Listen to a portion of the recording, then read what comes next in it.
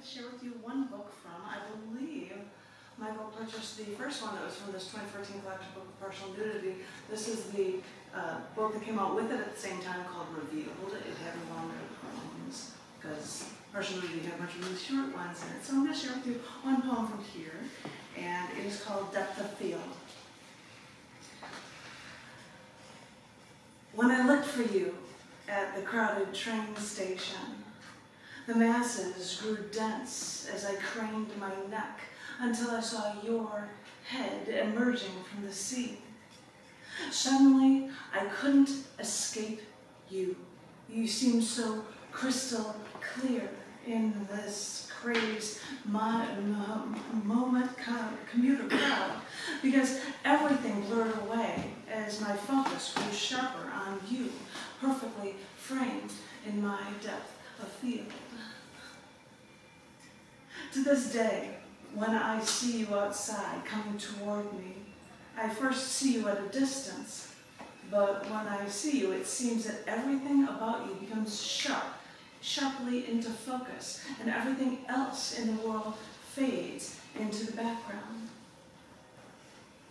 You don't know this, but when we face each other, seated for a meal, I sometimes stare at your temples, or maybe that space under your earlobe. I just look. I know at times like these, I want to capture every inch, every minute detail of you, store it in my memory, so that I can have that sharp image of you forever in my mind.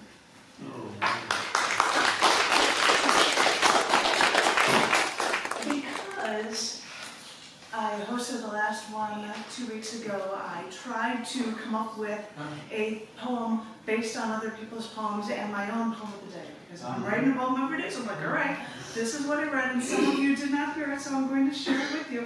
This was a poem that was my own and based on other people's writings from 2 weeks ago, or 3, whatever, from the 26th. And it's called Undulating Nexus. Forgive my... Apparently I've got a message. I didn't get it wrong. This is called Undulating Nexus. Anything can happen at any time, so it breaks my heart when you say goodbye. Your desire to live changes everything, because your beauty and your grace, like a gazelle, is something I wish to never say goodbye to. I want to hold these images of yours, these percolations that wash over me, because no one speaks in the language of angels unless it is you, until you say goodbye to me again. My fortune's been cast like rain, pummeling down on me, pummeling me ever since these words belonging to you were so succinctly punctuated to me. Goodbye. It still echoes through the skull chambering my mind. You gave me light. You helped me shine. This truth we shared together cannot be a goodbye, because our time together is eternal. So don't say goodbye. Our elusive, now undulating nexus will never end.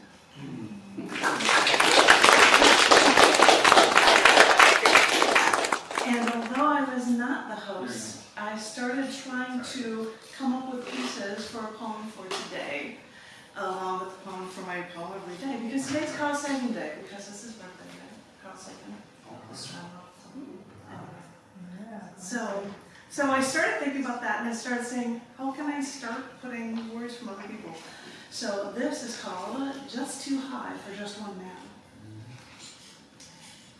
The truth is out there, they say, and sometimes the only way to find it is to start searching for yourself. Thanks for darkness, for the darkness around us is deep. Thanks for wide-eyed wonder. For chaos and disorder proves that this is heaven, and heaven is an initiation. The universe is a wonderful thing, and some believe that in space there has to be intelligent life out there. So I will join you in the darkness, join to dance in my private place in this not-so-private universe. So, SETI, start searching for signals. Let's shoot a gold record out into space so others can know humankind. We do it because we can, and there are few who understand. Time flies with nothing to lose. It's a lofty goal, one that seems just too high for just one man. It's true, but every miraculous journey starts with just one man, with one idea. So share that idea with the world, so everyone who feels so alone can know that they are not. Because even scientists, cosmologists are dreamers. So let's dream together. Hi.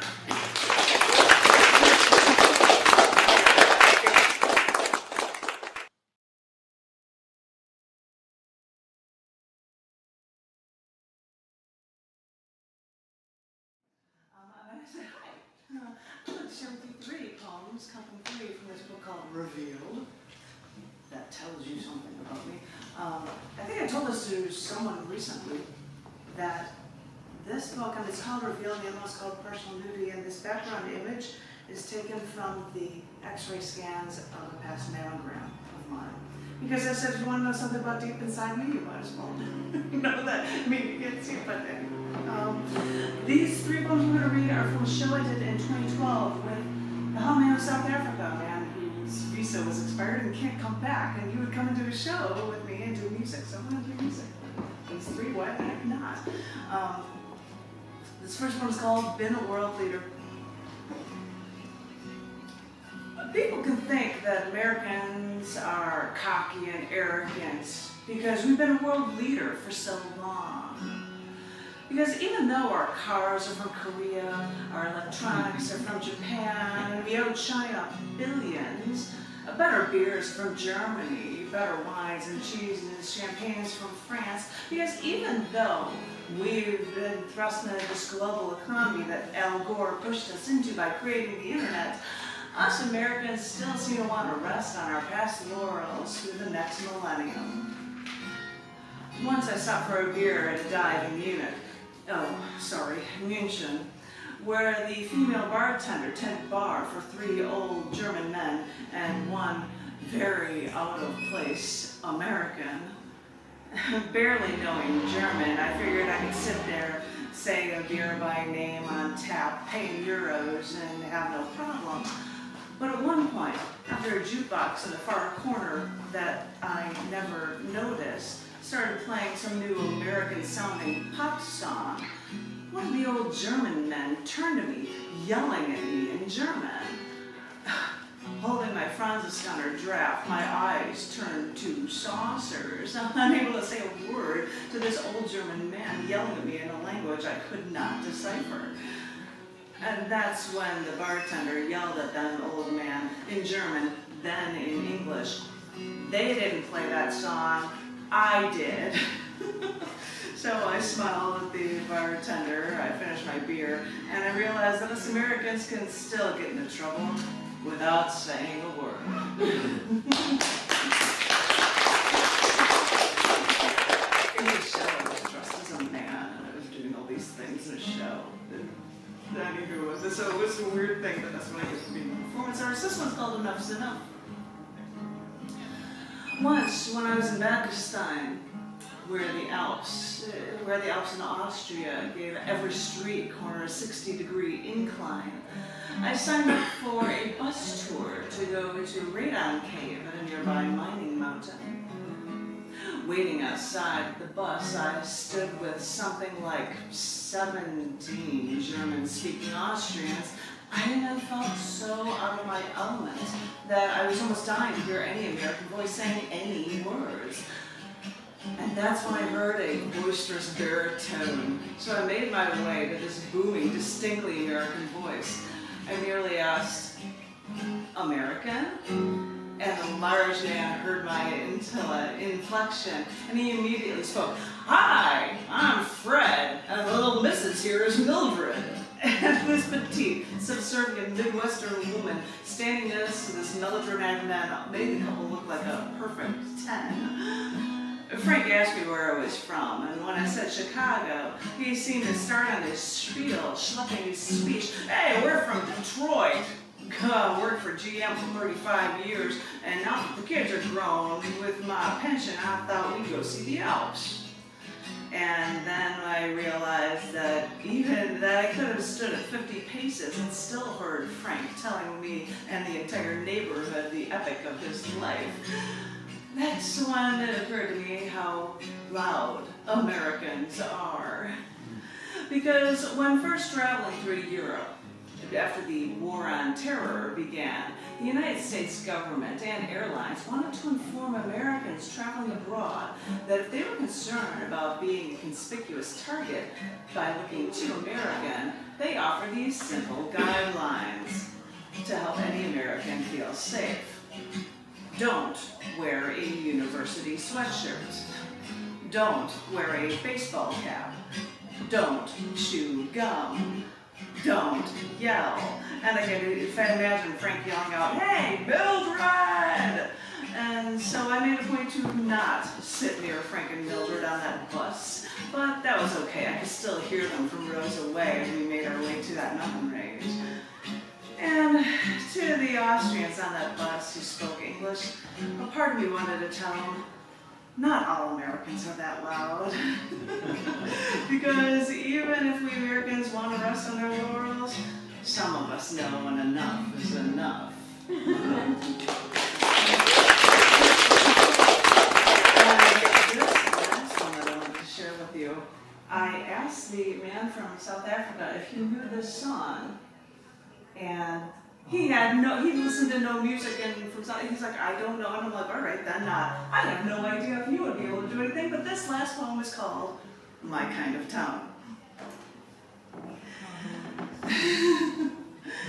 After walking through the Forbidden City in Beijing, China, where all the palace doorways had gold-covered risers blocking people's way into the rooms, because the higher the level of authority or royalty status of the kingdom, the higher the bar people had to step over, and not on, but over to get inside the royal rooms. But after the Forbidden City and entering the Summer Palace, an old Chinese man walked up to me with what I believe was his granddaughter walking 1 foot behind. Though, who knows, in China this one young girl may be one of his concubines, but it's really not for me to judge.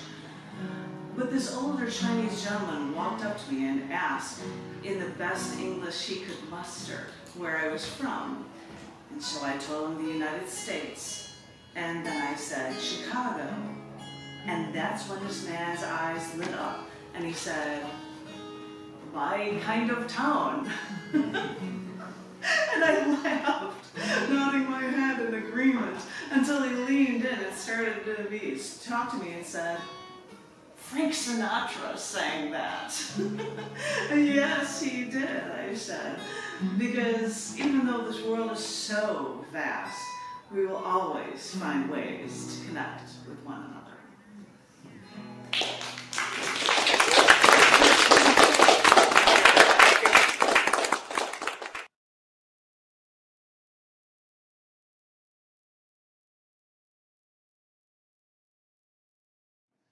I said, hi. I'd like to share with you 3 poems, come from 3 from this book called Revealed. That tells you something about me. I think I told this to someone recently, that this book, and it's called Revealed, the other one's called Personal Nudity, and this background image is taken from the x-ray scans of a past mammogram of mine. Because I said, if you want to know something about deep inside me, you might as well know that. I mean, you can't see it, but these 3 poems I'm going to read are from a show I did in 2012 with the home man of South Africa, a man whose visa was expired and can't come back, and he would come and do a show with me and do music. So I'm going to do music. These 3, why the heck not? This first one is called Been a World Leader. People can think that Americans are cocky and arrogant because we've been a world leader for so long. Because even though our cars are from Korea, our electronics are from Japan, and we outshine billions, Better beers from Germany, better wines and cheeses, champagnes from France, because even though we've been thrust into this global economy that Al Gore pushed us into by creating the internet, us Americans still seem to want to rest on our past laurels through the next millennium. Once I stopped for a beer at a dive in München, where the female bartender tended bar for 3 old German men and one very out-of-place American. Barely knowing German, I figured I could sit there, say a beer by name on tap, pay in euros, and have no problem. But at one point, after a jukebox in the far corner that I never noticed started playing some new American-sounding pop song, one of the old German men turned to me, yelling at me in German. Holding my Franziskaner draft, my eyes turned to saucers, unable to say a word to this old German man yelling at me in a language I could not decipher. And that's when the bartender yelled at that old man in German, then in English. They didn't play that song, I did. So I smiled at the bartender, I finished my beer, and I realized that us Americans can still get into trouble without saying a word. In the show, I was dressed as a man, and I was doing all these things in a show. So it was a weird thing, but that's what I get from being a performance artist. This one's called Enough's Enough. Once, when I was in Bergstein, where the Alps in Austria gave every street corner a 60-degree incline, I signed up for a bus tour to go to Radon Cave at a nearby mining mountain. Waiting outside the bus, I stood with something like 17 German-speaking Austrians. I felt so out of my element that I was almost dying to hear any American voice saying any words. And that's when I heard a boisterous baritone. So I made my way to this booming, distinctly American voice. I merely asked, "American?" And the large man heard my inflection, and he immediately spoke. "Hi, I'm Fred, and the little missus here is Mildred." And this petite, subservient Midwestern woman standing next to this melodramatic man made the couple look like a perfect 10. Frank asked me where I was from, and when I said Chicago, he seemed to start on his spiel, schlepping his speech. "Hey, we're from Detroit. Worked for GM for 35 years, and now that the kids are grown, with my pension, I thought we'd go see the Alps." And then I realized that I could have stood at 50 paces and still heard Frank telling me and the entire neighborhood the epic of his life. That's when it occurred to me how loud Americans are. Because when first traveling through Europe, after the War on Terror began, the United States government and airlines wanted to inform Americans traveling abroad that if they were concerned about being a conspicuous target by looking too American, they offered these simple guidelines to help any American feel safe. Don't wear a university sweatshirt. Don't wear a baseball cap. Don't chew gum. Don't yell. And I can imagine Frank yelling out, "Hey, Mildred!" And so I made a point to not sit near Frank and Mildred on that bus. But that was okay. I could still hear them from rows away as we made our way to that mountain range. And to the Austrians on that bus who spoke English, a part of me wanted to tell them, not all Americans are that loud. Because even if we Americans want to rest on our laurels, some of us know when enough is enough. And this last one that I wanted to share with you, I asked the man from South Africa if he knew this song. And he listened to no music, and he's like, "I don't know." And I'm like, "All right, then I have no idea if you would be able to do anything." But this last poem is called "My Kind of Town." After walking through the forbidden city, in Beijing, China, where all the palace doorways had gold-covered risers blocking people's way into the rooms, because the higher the level of authority or royalty status of the kingdom, the higher the bar people had to step over, not on, but over to get inside the royals' rooms. But after the Forbidden City and entering the Summer Palace, an old Chinese man walked up to me with what I believe was his granddaughter walking 1 foot behind. Though, who knows, in China this one young girl may be one of his concubines, but it's really not for me to judge. But this older Chinese gentleman walked up to me and asked, in the best English he could muster, where I was from. And so I told him the United States, and then I said, Chicago. And that's when this man's eyes lit up, and he said, my kind of town. And I laughed, nodding my head in agreement, until he leaned in and started to talk to me and said, Frank Sinatra sang that. Yes, he did, I said, because even though this world is so vast, we will always find ways to connect with one another.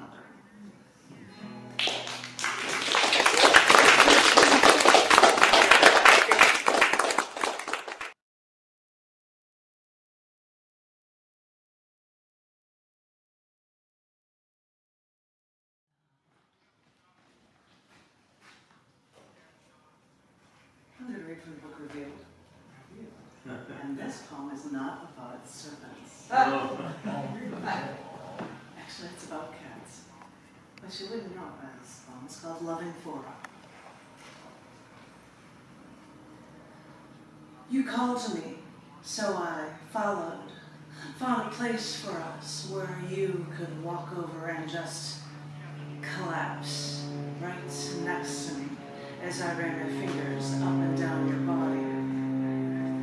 You feel like cashmere as you look up at me and I see your big, blue, storytelling eyes. I touch you until you are suddenly scared and have to walk away. Only when I stop for lunch do you come to me, bold, tempestuous, my self-actualized love. You just walk right up to me, collapse on me, and you expect me to serve you. So I grab you by the neck, pull your head back to see your eyes start to close. It's like you've trained me well. I pull you closer to me until our eyes are inches apart. And I kiss your forehead.